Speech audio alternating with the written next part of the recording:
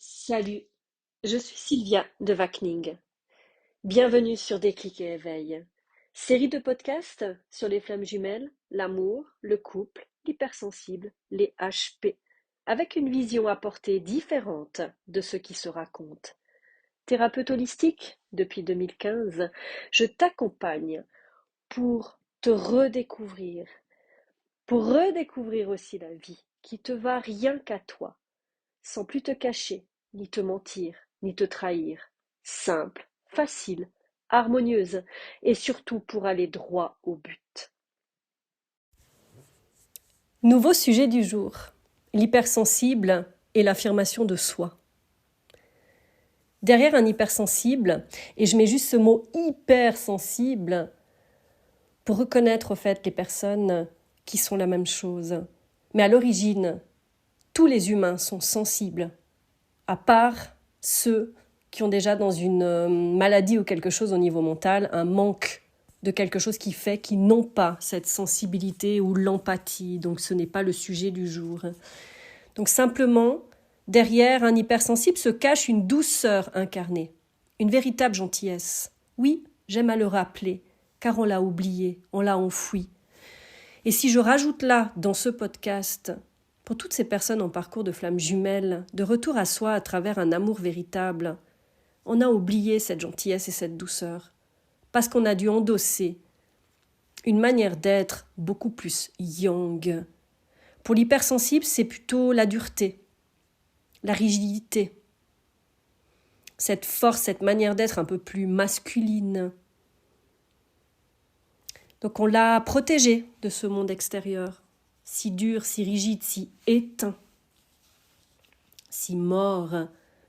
Et on a construit par-dessus cette évidence un masque du gentil, à tenir un rôle pour satisfaire, pour convenir, pour s'adapter à l'image que l'on voulait qu'on ressemble, qu'on s'aligne. Le gentil d'origine, hautement contenu par une fausse gentillesse. Je m'explique. On nous a toujours bien fait comprendre qu'on n'était pas assez dur, pas assez solide, pas assez comme les autres, pas assez docile, pas assez tout court, trop naïf, trop rêveur, trop gentil, qu'on se ferait bouffer, contrôler, avoir, qu'on devait absolument faire autrement pour s'en sortir dans la vie, pour survivre. Survivre, dis-tu, mais survivre à ce monde sans pitié, sans âme, sans cœur, sans valeur, sans respect? Le problème n'est-il pas déjà dans cette mascarade? On s'est donc adapté aux autres et à cette façon d'être et de faire qui n'est absolument pas la nôtre. Mais pour plaire, être aimé, accepté, considéré, rentrer dans le cadre, on a dû changer cette part de nous si ouverte, si connectée, si humaine, si véritable, si douce, si bisounours.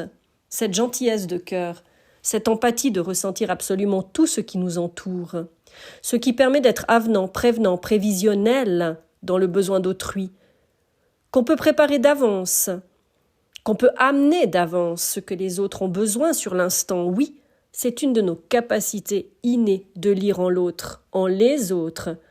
Mais c'est si dérangeant, c'est si intrusif pour l'extérieur, car ces personnes ne savent même pas ce qu'ils ont besoin en réalité profondément. Ils en sont coupés depuis toujours, de cette profondeur, de leur intimité aussi. Ça s'appelle prendre soin des autres, une banalité pour nous. Mais non, pour ce monde, c'est louche, c'est étrange, ça fait peur. Aimer son prochain, ça ne se fait pas. Être gentil naturellement, encore moins. Surtout que ce n'est pas fait pour obtenir quelque chose en retour. C'est offert. Et ça, c'est pas normal. Pour revenir à l'affirmation, c'est compliqué. Alors, car depuis l'enfance, on a appris à satisfaire l'autre, mais plutôt dans le but d'être aimé. Oui, on a dû développer cette chose-là en retour, puisqu'on a camouflé ce qu'on avait de façon innée depuis l'enfance. On a perdu notre naturel d'être, puisque ça dérangeait l'extérieur. Ils avaient peur pour nous. N'avaient-ils pas plutôt peur de ce que ça soulevait en eux, ces ressentis qui font perdre la maîtrise des choses, la maîtrise de sa vie? On est donc devenus sages, comme des images, à coups de « sois gentil »,« fais ci comme ça, pour que je sois bien, merci beaucoup »,« fais ça, pour que », faire pour, et dès qu'une petite rébellion telle qu'une colère, affirmation sortait de temps en temps, on était repris, à coup de « si tu ne fais pas ça, je ne t'aime plus, je ne te fais plus de câlins, tu es puni, tu n'as pas été gentil, tu fais trop de bruit ». Être en colère, c'est pas joli pour une petite fille. Tu ne dois pas, tu ne peux pas, etc. Ouh là là, la fausse gentillesse est née. Le sage comme une image, j'obéis, j'écoute, je reste en silence. Je suis à la lettre. Comme ça, j'ai une gommette, j'ai un bonbon, j'ai un cadeau. Waouh, nous avons été gentils. Nos parents sont fiers de nous. On est récompensés, comme à l'école d'ailleurs, comme au travail ensuite. On a droit à tout ce qu'on veut, tant qu'on est gentil. Tant qu'on est gentil ? Mais ça veut dire quoi, être gentil ? Réaliser absolument tout ce que l'extérieur désire ? Je me plie, j'acquiesce, je m'aligne pour ne pas faire de vagues. Mais sinon quoi ? Ça plaît pas ? Je suis réprimandée, je suis punie, je suis isolée, je suis mis de côté.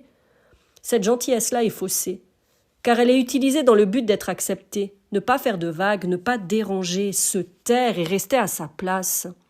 C'est comme ça qu'on a perdu sa place depuis, déconnecté de sa propre nature, de son essence véritable, son authenticité, cette gentillesse innée, ce côté bisounours, qu'on a mis en place ensuite un mental si contrôlant de ce qu'on fait, de ce qu'on dit, de ce qu'on pense, ou si maîtrisant de nos émotions, de nos sentiments, de nos sensations.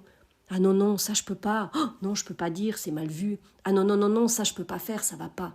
Non, ce que je ressens, non, ça c'est faux, les autres le ressentent pas, ça veut dire que c'est pas juste, c'est pas normal. On est carrément devenu quelqu'un d'autre. Adulte, on se retrouve ensuite en dualité, en conflit, perdu. On ne trouve parfois plus de sens dans sa vie, avec l'impression de ne pas être à sa place, d'être vide, d'être éteint. On peut être en burn-out, en dépression, en douleur chronique, en maladie profonde. On s'anesthésie à coups d'addiction, d'alcool, de drogue, de sexe, de bouffe, d'achat, pour couvrir toute cette perte de nous, ce déni d'existence. On a appris à être nourri par une société en surconsommation, à coups de compétition, de manipulation, de dualité, où les valeurs de cœur n'existent pas. Elles n'ont pas d'importance. Elles ne servent à rien. La preuve, on est souvent confronté à la critique, au jugement, à la méchanceté gratuite, qui pullule sur les réseaux sociaux de nos jours, parce que c'est plus facile. Oui, il est où le respect là derrière ? Il est inexistant, sous prétexte qu'on a un écran qui nous protège. Ça nous fait un voile de l'illusion, comme si on était cachés. Tu sais, comme les personnes qui lancent des phrases, des jugements, des critiques et des choses, des fois qui sont infondées sur certaines personnes, juste pour détruire des personnes, juste pour les rabaisser, juste parce que ça leur fait du bien. Donc, il y a certaines personnes, justement, elles passent leur vie à rester dans une sorte de colère, de frustration, sans se regarder en face et de rejeter tout cela sur les autres, car de faire mal, de piquer, c'est satisfaisant, et surtout ça éteint ainsi sa propre souffrance. Mais quelle humanité, dis donc. C'est quelque chose que je ne comprends pas. C'est quelque chose que je ne peux pas comprendre, comment on arrive à juger, qu'on arrive à critiquer, qu'on arrive à casser, et qu'on prenne surtout le temps de s'arrêter pour venir déposer des critiques, des jugements, de tout ce que tu veux. À l'époque, ça se faisait avec des lettres anonymes. Aujourd'hui, les réseaux sociaux sont plus faciles. C'est tellement plus rapide. Je ne comprends pas cette façon d'être. Je ne comprends pas cette pratique. Je ne comprends pas à quoi ça sert, au fait. Parce qu'il n'y a rien de constructif là-dedans. Ça sert à quoi ? Ça apporte quoi ? Tu vois, reprendre sa place demande du courage.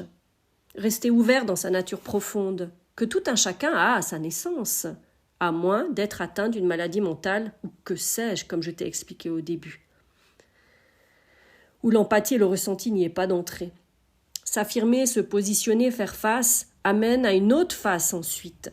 Celle où l'extérieur te fait remarquer que tu as changé, que tu n'es plus docile, que ça dérange, et que si tu es spirituel aussi, entre autres, c'est que tu es dans l'ego, que la colère, que prendre sa place, que dire ce que l'on pense est mal. Tu te retrouves confronté à ces conditionnements que chacun porte depuis l'enfance, cette étiquette du gentil à tout prix, à tenir, sinon tu seras rejeté et mal aimé. Alors tu es le méchant, tu n'as pas ta place, et tu te retrouves dans ce sas où tu es comme une balle de flipper, à osciller entre ta part du faux gentil, cette image que tu dois tenir, le méchant, car tu oses sortir de là, cette transition, en lien avec cette transmutation intérieure, cet ego qui te défend encore et qui défend ses valeurs, car tu es comme perdu, jusqu'à ce que tes valeurs de cœur, ton amour-propre, reprennent surface, et que tu te retrouves. Tu apprends à vivre avec cette nature. Tu apprends à ne plus devoir te durcir pour protéger cette sensibilité, cette force qui fait de toi ce que tu es, ce bisounours, cette boule d'amour qui s'amplifie, qui prend de plus en plus de place. Tu défends ce que tu es, et tu ne veux plus jamais être quelqu'un d'autre. Le mot défendre est fort, mais dans ce monde qui manque éperdument d'humanité, d'empathie, de gentillesse pure, tu sais, celle qui n'attend pas un retour pour avoir quelque chose, cette gentillesse faussée. Tu te retrouves dans ton cœur connecté à ton âme, et c'est comme un combat qui débute, celui d'avancer quoi qu'il arrive, le cœur ouvert, à rester fidèle à tes convictions de cœur profondes, à tes valeurs, à te positionner, à faire face à ce qui vient, à ce qui est dit, accepter d'être touché profondément, car oui, on est piqué au cœur, et c'est là que le choix de qui t'accompagne sur ce chemin fait sens, et que tu choisis ce qui vibre sur la même longueur d'onde. Dans la vie, tu es confronté à rester en contact avec des personnes qui seront bien ancrées dans d'autres valeurs, dans d'autres fonctionnements, et ça leur appartient. Alors cherche toujours la paix, et surtout de ne pas avoir raison. Laisse la raison pour l'ego, le jugement, les critiques, les attaques, les méchancetés. Laisse-les où elles sont. Détache-toi de cela. D'ailleurs, en langue des oiseaux, on dit le jugement. C'est le juge qui ment. Et qu'en pointant un doigt sur toi, il pointe tous les autres sur lui-même. Cette manière d'être et de faire est si basse, si souffrante, si dans la peur. Choisis toujours l'amour. Ce sont tes deux seuls moteurs dans la vie. Un qui t'élève et l'autre qui te descend. Ne te pourris pas la tête, ni ton corps de ces fréquences qui ne sont en aucun cas nourrissantes.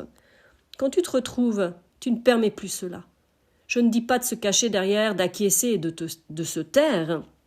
Pose tes limites, dis ce que tu penses. Stop et n'alimente pas plus. Il y aura toujours, au début de ce retour à soi, ce sentiment de se sentir coupable, d'avoir dit quelque chose, d'avoir posé tes limites, d'avoir dit stop ou d'avoir choisi autre chose, de se sentir honteux, seul, triste. Il y aura aussi cette colère qui camoufle tout cela et qui sera par-dessus tout. Et c'est normal. Ça ne fait pas de toi quelqu'un de méchant. Au contraire, ça fera de toi quelqu'un de juste. Et tu sais, une des valeurs premières pour un bisounours, c'est la justesse, c'est-à-dire l'égalité, ce qui est équitable. Oui, l'injustice, ça te parle? C'est quelque chose qui te fait sortir de tes gonds, qui te rend en colère, non? Eh bien justement, une des valeurs de cœur profondes, c'est la justesse, l'égalité, l'équilibre entre tous les gens, entre le donner et le recevoir également. Quand tu as quelqu'un qui se respecte, c'est ça, et par ce fait, ça veut dire qu'il s'aime profondément pour se défendre et reprendre sa place. Non, l'autre n'est en aucun cas supérieur, non, l'autre ne mérite pas plus que toi, et l'autre n'est pas plus fort, ou je ne sais quoi. Il est comme toi, sensible avec ses blessures, ses croyances, ses peurs, ses schémas de défense. Et ça ne justifie pas un manque de respect. Donc le respect pour moi, pour soi-même déjà, c'est prendre en compte ce qui est important pour soi. Ce qui permet de garder sa sécurité intérieure, sa stabilité mentale, émotionnelle, physique en harmonie, sa paix intérieure dans un état d'équilibre. Et redonner en face le même respect pour l'autre. On a appris à attaquer, à se défendre, à crier, à être méchant, piquant pour protéger son côté fragile et ne pas être touché, atteint à notre tour. Ouais, c'est un fonctionnement archaïque, ancien, un schéma de défense, faire mal pour ne pas avoir mal, ou attaquer avant pour ne pas être blessé. Et oui, comme le monde animal, on est toujours à l'origine, dans une part de notre cerveau, avec ce fonctionnement de survie. Voilà, Le fait, l'amour, pas la guerre. Tant qu'on n'est pas dans une fréquence d'amour, ça donne cela. La meilleure arme, entre guillemets, c'est rester dans sa nature profonde, quoi qu'il arrive. Reste dans le cœur. S'affirmer, se positionner, faire face, c'est être adulte.